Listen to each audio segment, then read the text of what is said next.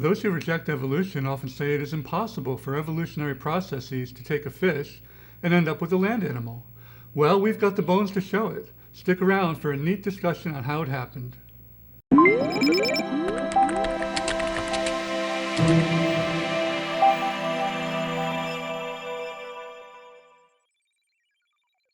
Many Christians are skeptical of evolution.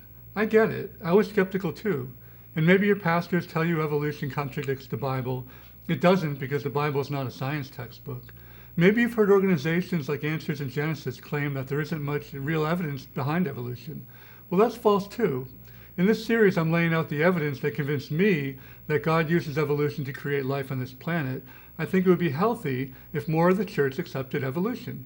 Okay.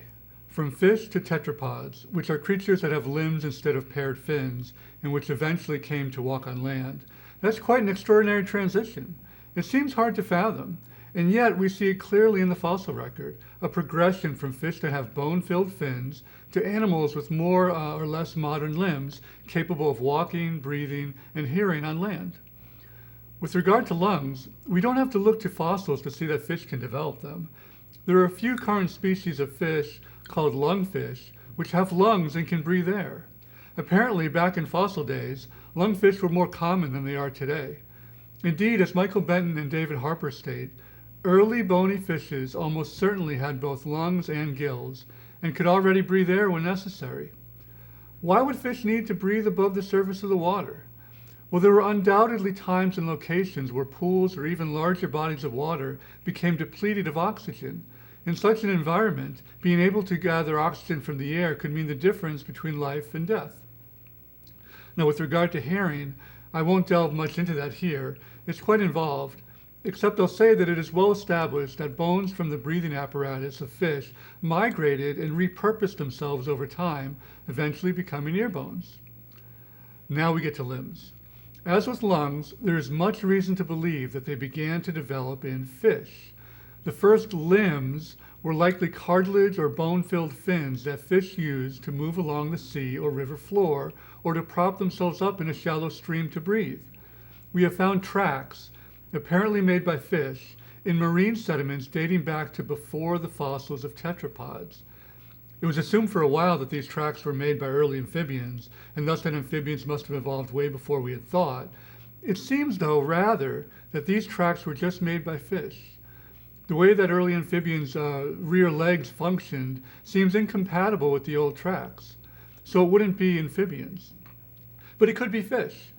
Modern lungfish use a range of fin-driven, tetrapod-like gaits, including walking and bounding, in aquatic environments, suggesting that some fundamental features of tetrapod locomotion, including pelvic limb gait patterns and substrate association, probably arose in sarcopterygens before the origin of digid limbs or terrestriality.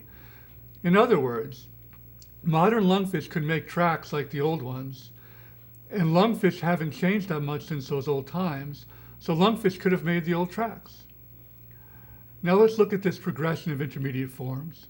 And it bears stressing that these following forms are not necessarily father-son relationships, but more likely cousins, even distant cousins, and there may be many species which have, so far at least, simply not shown up in the record. Let's first take a look at a chart that has some of the creatures we will be looking at. As you can see, as you get closer to today, toward the right of the graphic, you get creatures that look more like tetrapods. Now let's take a look at a graphic depiction of just the limbs. As you go to the right, you are getting closer in time to today. You can see the limbs developing from bony fins to hands and feet. We'll start with a 3-foot-long creature named Eustenopteron. The body outline is also that of a typical lobe-finned fish, and it lived about 385 million years ago. Its skull, though, had bones that are similar to those in tetrapods, and unlike those in other fish. And the limbs looked like primitive arms with a branching series of bones that would have been enclosed in flesh and supported its pectoral fin. As Donald Prothero explains in discussing early transitional forms like Eustenopteron, although rhipidistions are fish-like with an aquatic body and multiple fins, the lobe fins have key elements that are homologous, bone for bone, with those in the tetrapod limb. For example, in the pectoral fin, the robust element closest to the body looks very much like the upper arm bone, or humerus, of primitive tetrapods. At the far end of this bone are a pair of bones which are homologous and look much like the radius and ulna of the lower arm in tetrapods.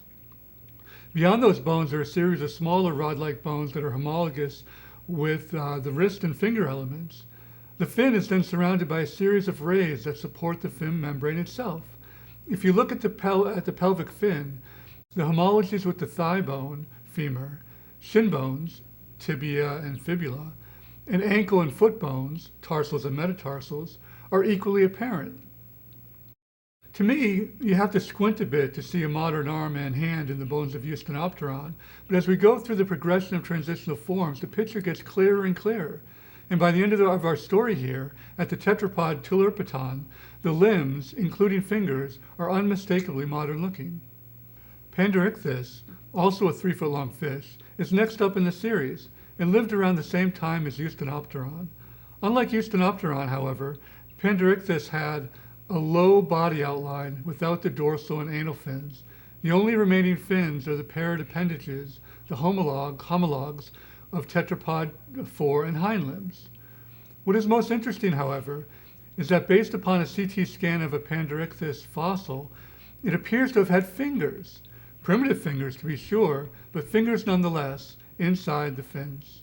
Tiktaalik appears at 380 million years ago, shortly after Panderichthys. It is less derived, or less advanced, than Panderichthys in the respect that Tiktaalik did not have fingers.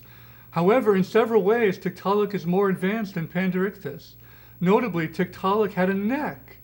The operculum bone, which connects the head to the shoulders, as well as some other skull elements, were not present. As well, the arms, irrespective of the fingers, while still rudimentary, are more developed and include shoulder, elbow, and even wrist joints. Tiktaalik relied mostly on mouth breathing, but still had gills as well. Progression is also seen in one of the ear bones, which is intermediate in size between Eustonopteron and a more recent intermediary that we will discuss soon, Acanthostega. Before we get to Acanthostega, though, there is another creature we need to mention. Around the time of Tiktaalik, there appears a similar creature that is a bit more advanced. Elpistostege has more rows of bones in the hand, inside the fin, and had between 2 and 5 fingers. Additional radials and carpals are useful as they help the hand spread further apart and flex better.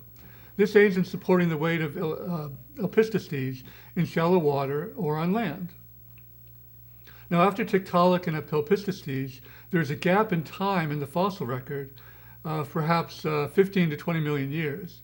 Bits and pieces, but no limbs, from an animal called Ventostega have been found, which point to a transition in the skull between Tiktaalik and the next largely complete specimen, Acanthostega. The most interesting aspect of Acanthostega is that it has hands and feet rather than flippers. Interestingly, the hands had 8 fingers and the feet had 8 toes. Also interesting was that although there was a real wrist and no fin webbing, the limb was shaped like a flipper, almost like that of a seal. This suggested that the earliest limbs arose to help animals swim, not walk. Indeed, it is thought that Acanthostega spent at least most of its time in water. Its limbs were not well adapted for walking, but much better suited for swimming or creeping along the bottom.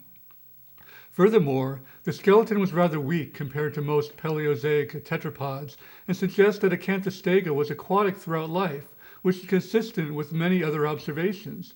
The possession of internal gills, the structure and articulation of the limb elements, the lateral lines, the typical fish-eater dentition, and the swimming tail. So now we have a distinctly amphibian-looking creature, but not one that was well adapted for land. Now, near the same time as Acanthostega, but clearly more advanced, is Ichthyostega. Ichthyostega was larger, 3 feet versus 2 feet long, had 7 toes rather than 8, and was sturdier than Acanthostega.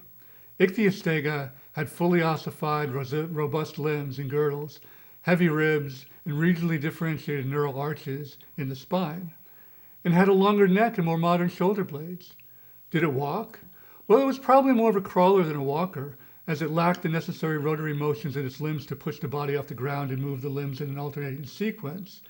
Nevertheless, it clearly could have maneuvered on land, albeit clumsily. Still more advanced than Ichthyostega, but from around the same time period, is Telurpeton.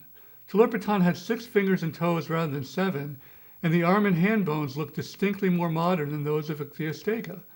Telurpeton lived in shallow water, was primarily an air breather, and is firmly considered a tetrapod by scientists. Finally, and clearly, we have a tetrapod. Well, that's it for now. If you got value from this video, please hit the like button and consider subscribing. Until next time, God bless.